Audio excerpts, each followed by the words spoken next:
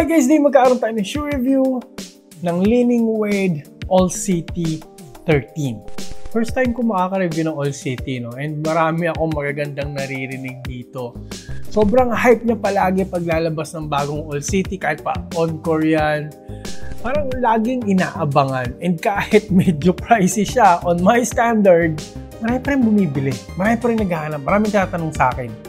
So guys, ito na yung request ninyo. I-review na natin. Samahan nyo na ako. Start na tayo. Let's go. Hey, I ain't never giving up. Said I never give up. By the way guys, ito yung ginagamit ngayon, no, ni D'Angelo Russell. And ito yung parang colorway talaga na parang player edition para talaga sa kanya. Makikita nyo, nandito yung logo niya. May pirma niya dito. And yung colorway na to is tinatawag nilang Ice Chips colorway. Marami pang colorway. Actually, yung pula, ang ganda rin. Sobrang daming palabas. Parang 5 lang dito sa Philippines so far. Pero ang gaganda talaga ng design and ng mga colorway na ginagawa ng Li-Ning so far. No?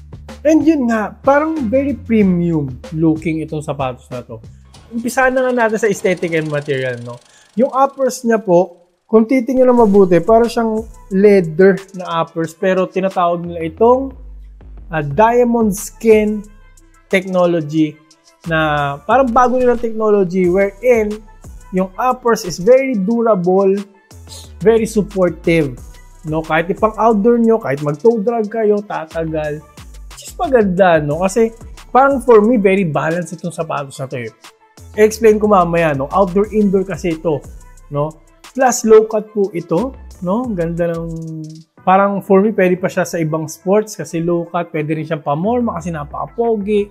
Pwede mo pang volleyball, badminton, no? Ibang sports. And ginamit dito yung mga lahat ng technology na meron yung Li-Ning na pinakamamahal. Tulad ng boom cushion, GCU, no? So, may torsion plate din na malaki. Mamaya natin pag-uusapan yan. Iskura na po muna natin aesthetic and material kasi nga napakagwapo and unique ng design niya na marami pang kulay na mapagpipilian. Bibigyan ko po ito ng 10 out of 10 sa aesthetic and material. No? Next, punta na tayo sa traction and outsole wherein ito yung kanilang parang laging pinagmamalaki ng All City yung kanilang traction. Kasi gumamit po ito ng solid rubber outsole dito sa kanyang heel part na tinatawag nilang GCU technology. Same ito dun sa Wow 11 na nagamit ko. Wherein grabe talaga. Napakakapit po talaga nun. Stop on a dime, halos matatapilok ka sa kapit. Yun nga lang, ang disadvantage sa mga taong gusto yung maingay na sapatos, no? Very squeaky na sapatos. Yung GCU, sakto lang yung squeak niya pero sobra yung kapit niya. Ang kagandaan dito kasi combination, meron siyang semi-translucent na outsole din naman dito sa may forefoot area. So divided po siya, no? And guys, kahit yung kamay nyo lang, promise, kahit yung kamay nyo lang ang i-rub nyo dun sa traction, dun sa outsole, napakakapit na po talaga. Ito, very squeaky. No? So 10 out of 10 yung squeak test nito, itong nasa taas na area o yung nasa forefoot. And kahit shifty ka na player, no? Gumagano-gano ka parang mala Kyrie Irving, covered ka nito kasi tingnan nyo, yung outsole umaabot dito. Ayan, no? Meron pa nga outsole nasa gilid na, nasa medyo taas na yung area, pero parang naka-protrude, nakalabas pa siya. Tapos mayroon pang herringbone pattern pa rin, na extend pa taas. Hindi lang puro dito yung herringbone pattern, umabot pa dito, no? So, galing! I got you, homie! And dahil nga napakakapit nitong dalawang outsole na to, perfect! Kahit na medyo nag-a-attract siya ng dust, punas lang, konting punas lang matatanggal naman na, pero nag-a-attract siya ng konting dust, no?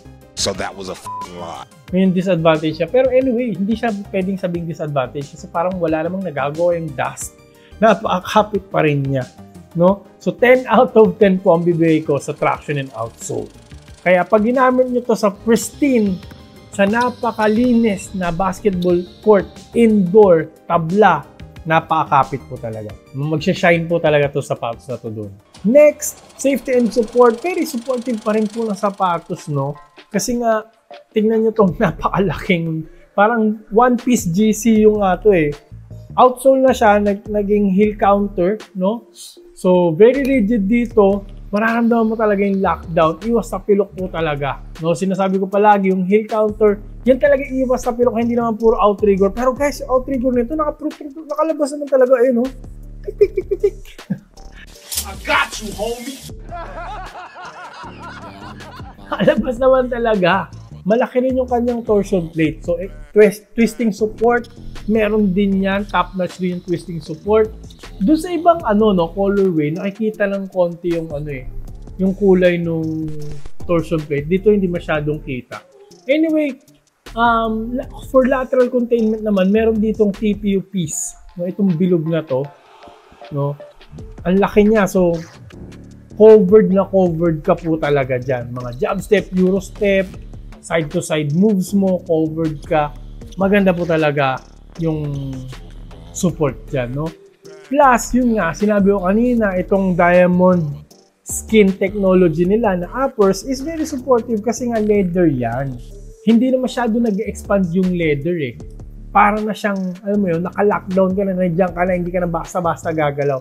And yung area kasi dito sa toe, talagang, pansin nyo, mababa. So talagang, ang sarap. I'm gonna come. Oh. Very supportive na sapatos. Mararamdaman mo talagang secured ka, no? So dahil dyan guys, safety and support, bibigyan ko ito na mataas na score kasi feeling ko naka-mid-cut akong sapatos kahit low-cut siya.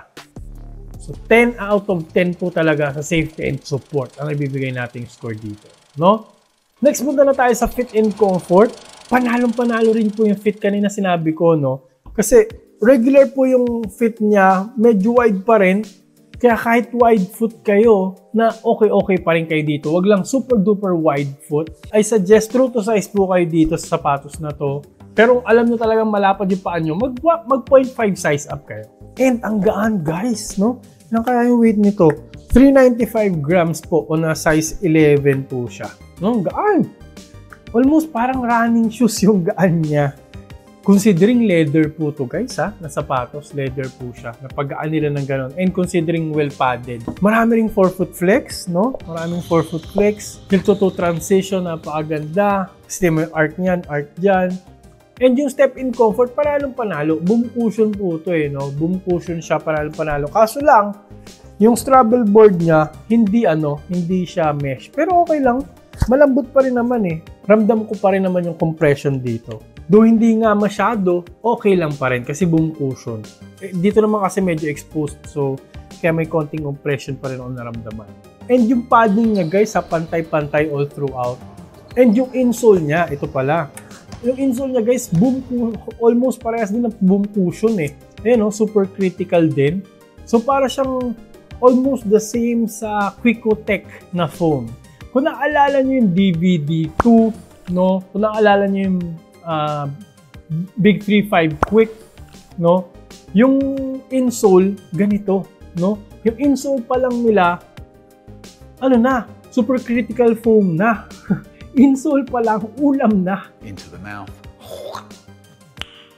Nice. No, dito pa lang malambot na. Kaya sinasabi ko na nandun ka na, no? Hindi mo na kailangan pa. Kaya hindi na niya kailangan ng mesh straddle board kasi insole pa lang mismo, very plush na.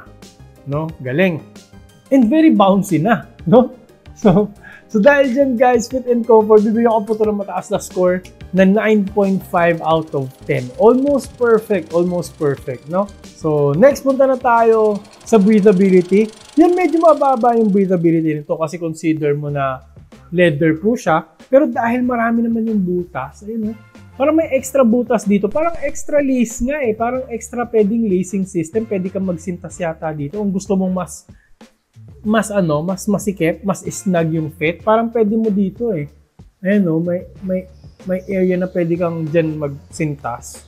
Diyan mo ipasok yung lace mismo. Pero anyway, breathable area siya kasi butas-butas siya. And yung tang naman, malalaki rin naman yung butas, so okay lang din yan.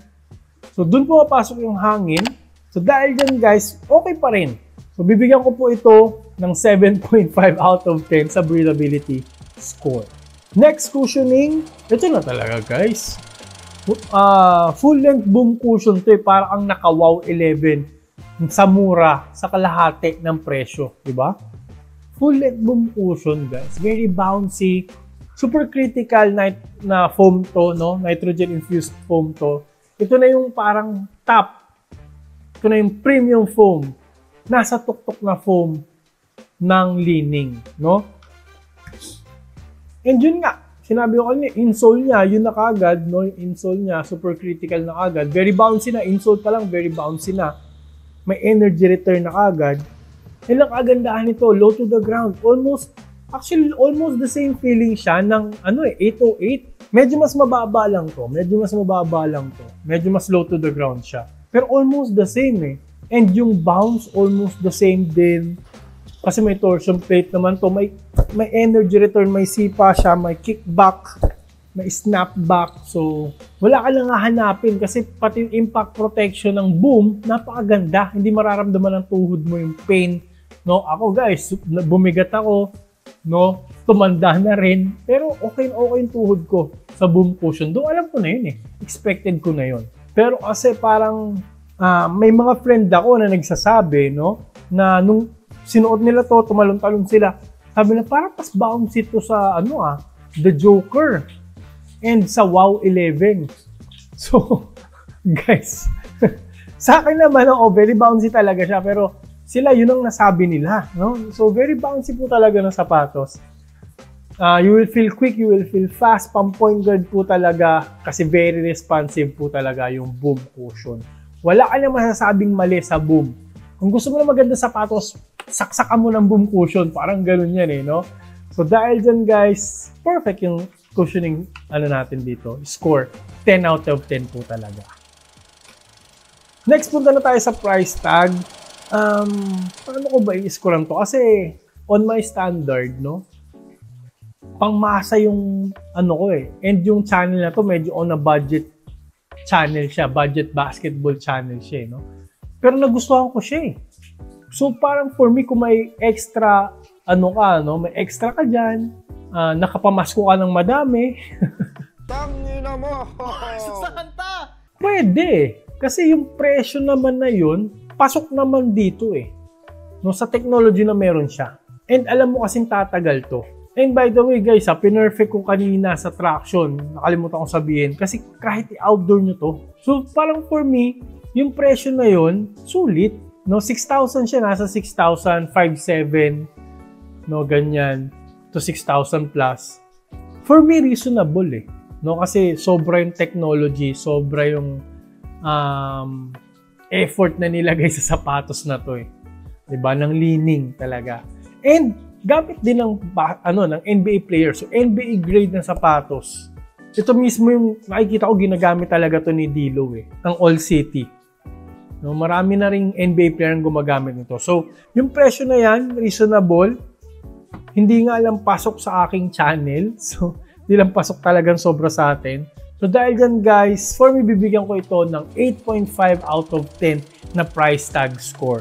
Pero kasi is-consider mo rin na yung tech naman na meron siya, kung i-compare mo sa US brands, sa mga main brands, talaga namang parang mas ito pa rin pipiliin ko.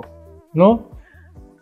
So yun guys, kung gusto nyo naman i-try ito sa sapatos na to, may recommend ko pa rin naman talaga siya. Kung guard kayo, point guard, shooting guard, small forward, pwede ito sa inyo. Maglalagay po ako ng link dyan sa baba. Trusted seller po yan, Lazada, Shopee, TikTok ilalagay ko na rin. By the way guys, no, i-follow nyo rin pala ako sa TikTok account ko, medyo_macho, para mag-grow din tayo doon. And favor na rin, pakigamit po ng ating link, no, na nandiyan sa description box kasi malaking bagay po sa channel natin yan. Matutulungan po yung channel natin na lalo mag-grow kasi may nakuha po ako maliit na commission dyan. No, maliit man, pero pag dumami, pag tinulungan nyo ako, syempre, no, it adds up. So, advance, maraming salamat po sa gamit na link na yan dahil malaking tulong po talaga para sa channel natin yan, no? Pero kung naghahanap po kayo guys ng iba pang basketball shoes for guards, maglalagay po ako ng mga link dito from Li-Ning, no? And yung bilog dito, pakipindot na rin po para makasubscribe kagad kayo para lagi ko updated sa mga next videos ko. Maraming po salamat sa panonood. Mag-ingat po kayo palagi. Lagi nyo rin po tatandaan to always drink your protein. Bye!